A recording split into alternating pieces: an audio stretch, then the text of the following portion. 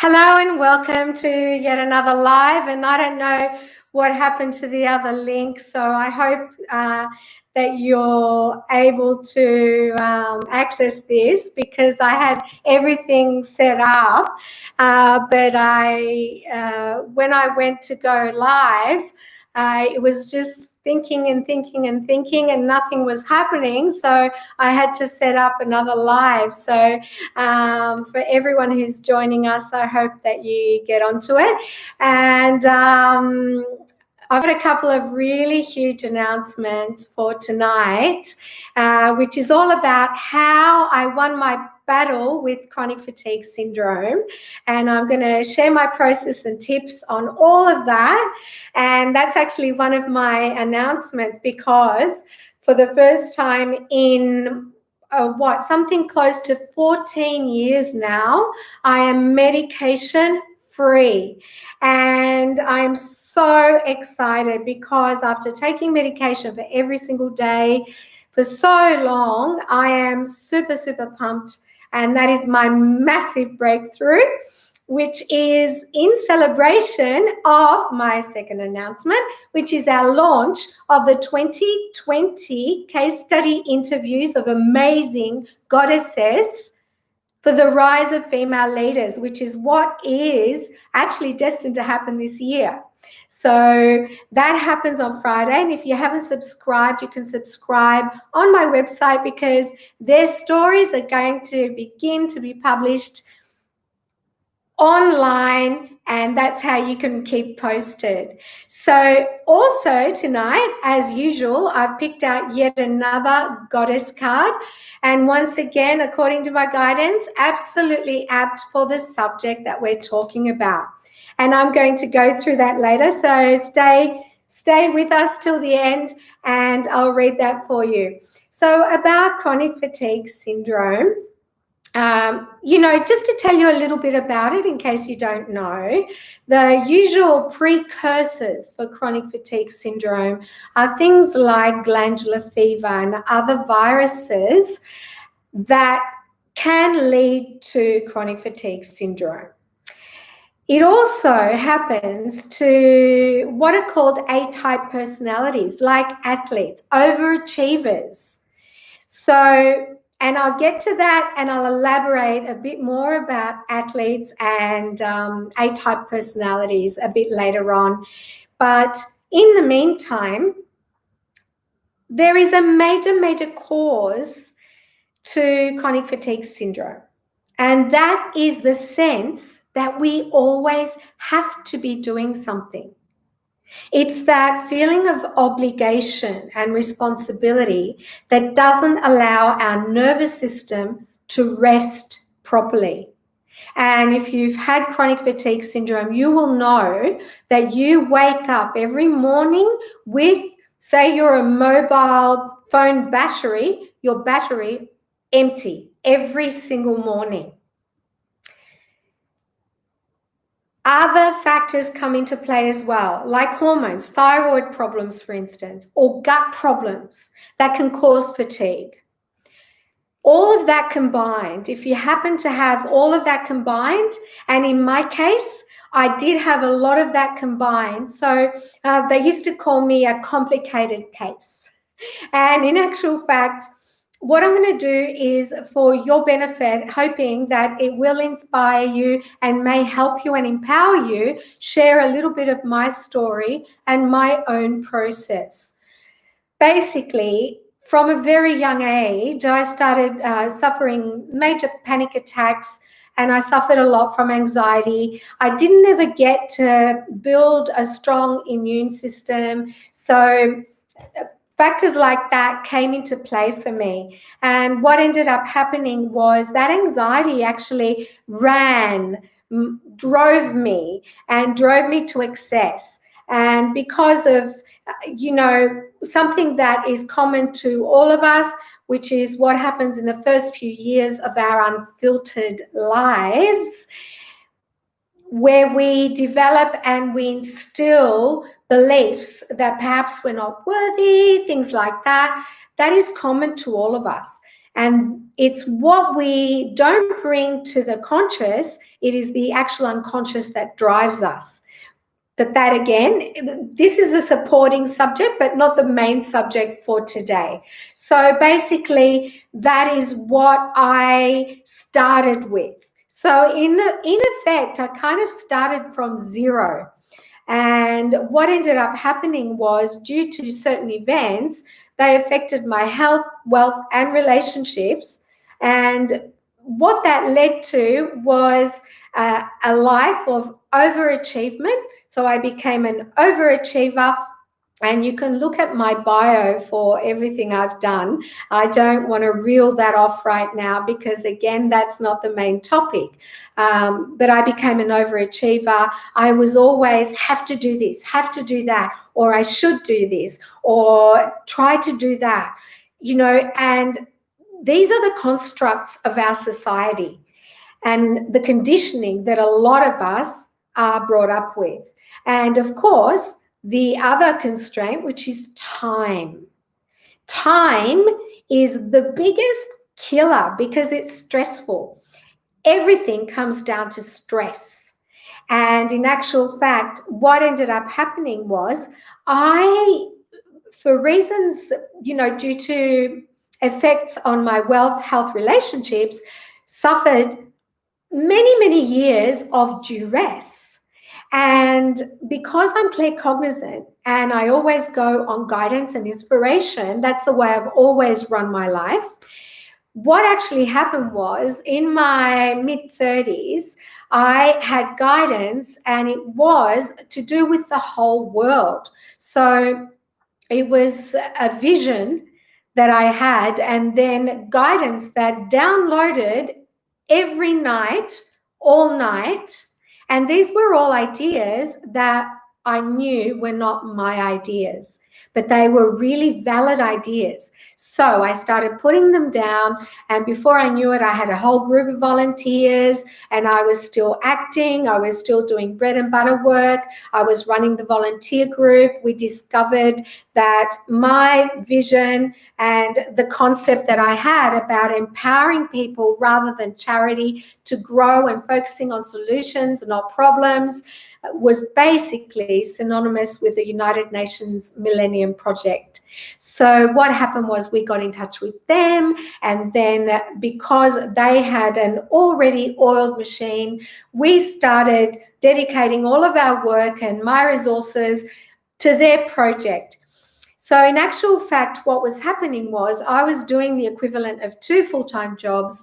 And then during the night, because the UN is in New York, I was in communication with the United Nations.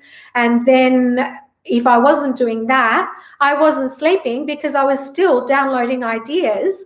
And so in effect, whilst I was doing the equivalent of 2 full-time jobs, I also didn't sleep for a whole year. So the first thing that happened, and this all happened in my late 30s, the first thing that happened was I suddenly lost my memory. That was so frightening that I couldn't even talk about it to anyone. So basically, I would walk out of my place to go to work where I'd been for years and not know which way to go. Or I'd come out of a lift and in a building that I knew really well, not know which way to go, right, left, no idea. Or I'd put something on the stove and forget it and almost burn the house down. So that was the first thing that happened. And then what followed immediately after was all my organs shut down and all my vitals were close to zero. So basically I collapsed. I fully collapsed. And I was in a situation where friends of mine literally had to carry me to my medical appointments. I was so sick for about 3 months, and doctors could not work out exactly what was wrong with me. And then 3 months later, when I felt a little bit better, I did what I always did. I went hell for leather again and collapsed again. And it was at that time that I was finally diagnosed with chronic fatigue syndrome. I cannot tell you how distressing that was for me. I lost my home, my savings, everything I had was gone. My family came and picked me up. I had to travel interstate to my family home to be looked after. And I could not even get up to make myself a cup of tea. I could not move my body. Going to the end of the block was a major achievement. And though from an early age I had started on personal and spiritual growth, I had become a Reiki master, etc., I practiced meditation and all the alternative remedies and Chinese medicine, all of that. I tried all that for years. And though it helped me a little bit, mostly it didn't really work for me until a few years later, I actually came across a specialist who dedicated his life to chronic fatigue syndrome. And along with chronic fatigue as well, something I forgot to mention is you get a lot of pain. It's called fibromyalgia. So basically, it's very debilitating. So I came across this specialist who actually put me on medication. And for the very first time, I was able to function again. So slowly, I started functioning. I came back to Sydney. I stayed with friends for a while. And through all that time, I was still really, all my focus was on my humanitarian project. And I remember my sister actually saying to me, you know, if you're not well, how can you possibly help anyone else? And I remember at the time actually feeling quite resentful for hearing that. But it was actually true. And when I think back, when I was younger and I was racing, I had a friend who was a bit hippie, you know, and I remember this friend of mine saying to me, this is not a healthy lifestyle for you. Why don't you come away with me, live somewhere in the bush, you know, and really slow down. And I remember thinking, I don't have time for this. And yet again, I had a healing with this yogi, this absolutely divine, very, very healing man. And he basically said, you know, I don't want you to do more than a couple of hours of work a day. And I said, well, look, I don't have time for that. Again, time. So I am here to share my process with you and to tell you exactly how I did this so that you can do it too. And on that note, actually, you can, I do have an online course that is published and I'm going to add it to the comments and you can buy that at the moment. It's called Super Health for the Mind, Body and Spirit, and that has a lot of the methods that I actually employed myself, as well as an exercise you can do to reprogram your DNA. So I'm going to make that available for you. And on the case study, while I remember, if you have an inspiring story to share, Goddess, I asked me how you can be featured because it can inspire other goddesses as well. And we will feature you and check in with you in 6 months' time and see how you're traveling as well. So I'm going to look away now so I make sure that I don't miss any of the tips I've noted for you here and there. The first tip I have for you is to ask yourself what the payoff is for you. And you might feel triggered with this because quite often when we're sick or when something is happening, we don't think there is a payoff. There's not a gift there. But just to make it easier so that you can ask yourself what your payoff is, I will tell you what my payoff was. The biggest payoff for me, and actually the biggest tip I have for you to recover if you're suffering from chronic fatigue syndrome, was to slow down and work at my own pace and listen to my body. Now, of course, being on medication, I had energy that wasn't really naturally mine, and that worried me. because I thought to myself, what if I wasn't on this medication? What would happen? As it turns out, recently it was deemed inappropriate for my condition, and therefore what was proposed was that I go on other medication, and in the meantime I ran out, and because I had manifested it so that I wouldn't have any withdrawal symptoms, I decided that for the first time, finally, I was going off medication and that I wouldn't have any withdrawal symptoms, and I didn't. What I did instead was I went and got a whole lot of vitamins, and that's what I've been on, and I feel fantastic. Well, put it this way, I don't feel any different to the way that I felt before. So that's my number one tip. Ask yourself what the gift or the payoff is for you. For me, it was the universe literally stopping me so that I could heal. And in actual fact, when I was doing the equivalent of 2 full-time jobs, not sleeping, and I was so burnt out and exhausted, all I was envisioning and manifesting was a place that was really peaceful and quiet, that was a sanctuary for me to heal. And in actual fact, that is exactly what I ended up in. So, tip number 2. Go with your own rhythm. If you want to know what your rhythm is, listen to your heartbeat. That is the beat of life. Now, you may say, how do I do that? You can be as busy as anything. The way to do that is by breathing deeply and slowly, abdominally, in and out. Especially if you extend your out breath, you will activate your parasympathetic nervous system, and that will calm you down.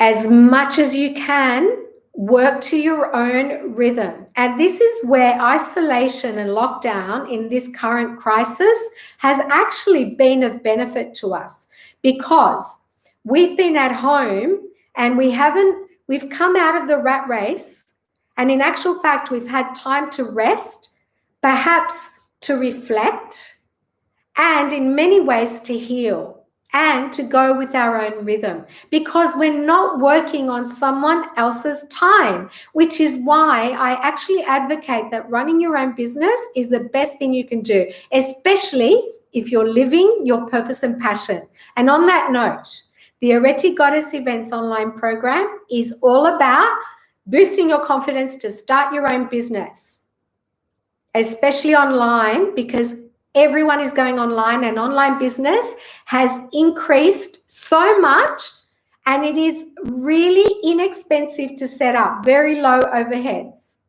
Anyway, back to tips so that you can start to heal. So the second tip, and the third tip actually, was to go at your own rhythm. Go at your own pace.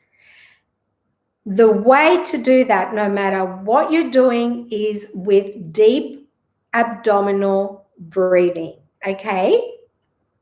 Tip number 4, rest. Give your body a chance to rejuvenate. Now, if you go to bed at 10 p.m., our bodies actually rejuvenate between 10 p.m. and 3 a.m. So if you can go to bed at 10 p.m. every evening, you will find that you will wake up feeling a lot more refreshed. If you find it hard to wind down, you can actually listen to free YouTube meditations. Just search for Delta Frequency Sleep Meditations, and they will send you off to sleep. Everyone has their own way of doing it. They really work for me. The next thing, my next tip for you, is to be aware of stimulants. For instance, don't have coffees and other stimulants late at night. Excuse me. And the other tip I have for you is to eat healthy food. And in actual fact, food is medicine. So you can do some research about different foods. And again, this is part of the online course, which is Super Health. Foods that will actually boost your energy and detoxify you and be really good for you. So do some research on food. The next tip I have for you is yoga and meditation. Whenever you feel fatigued, the way to energize your body and yourself is through oxygen input. The thing about yoga is that every move, every pose is a breath. So you oxygenate and balance your body. You become intimate with your body. You also listen to your body, and it releases cellular trauma. I cannot recommend, I can honestly say yoga has been a major factor in my healing. And the next tip, which is related, is meditation. When we meditate, we become a lot clearer, a lot more focused, a lot more peaceful. And again, we focus on our breathing. You might notice when I talk about overachievers, A-type personalities, athletes are driven so much, and A-type personalities are overachievers like I used to be. Let me tell you what the secret is about A-type personalities. A-type personalities run on ego. When you can let go of your ego and really, really tune into who you are, which means tuning into who you're not as well, tuning into your soul and your shadow, then you will become fully realized and healthy at the same time. So let go of your ego and tune into your heart, because your heart will never lie. The next tip I have for you is exercise. If yoga and meditation isn't your thing, I challenge you to introduce them to your life. In the meantime, exercise, because exercising will increase your serotonin. It will also boost your oxygen input, which again is really good for you and make you feel happy. Release those endorphins. That's what I was looking for. Maybe it wasn't serotonin. Okay. So the bottom line is peace. As much as possible, and whilst the world is in chaos, remember, Goddess, we cannot control people, places, or things. So as much as possible, even if you're not in a peaceful environment, even if that means putting the headphones on, find peace. The trick is to reduce stress. So as much as possible, reduce your stress levels. And one way to do that is to eliminate certain words and actions from your vocabulary.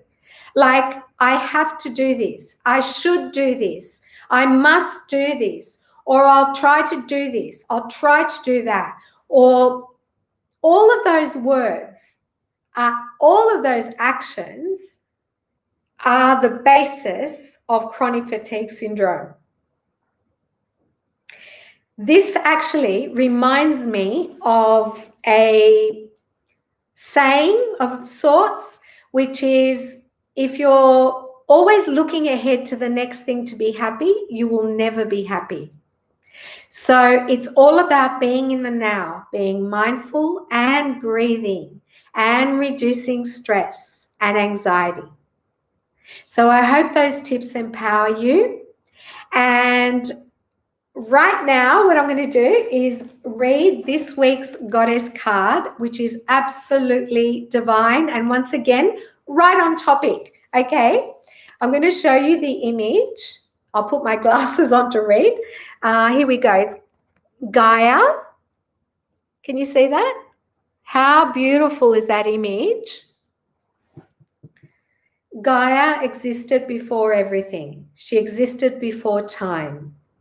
Gaia, the eternal, prehistoric Earth Mother Goddess, is fertility incarnate, moist, mysterious, strong. She is life energy itself. Everything that lives, breathing or not, overflows with her life. She is the earth and all the powers of the earth. Gaia is not always a consoling goddess, standing for life and generation without thought of consequence. She is an energy and a power that must be approached carefully. All bodies eventually return to her into the black, fertile earth to be devoured and to receive her life to live again. As goddess of the soul, Gaia reminds us that the soul develops in dark places and that ultimately soul must be rooted in body, in earth.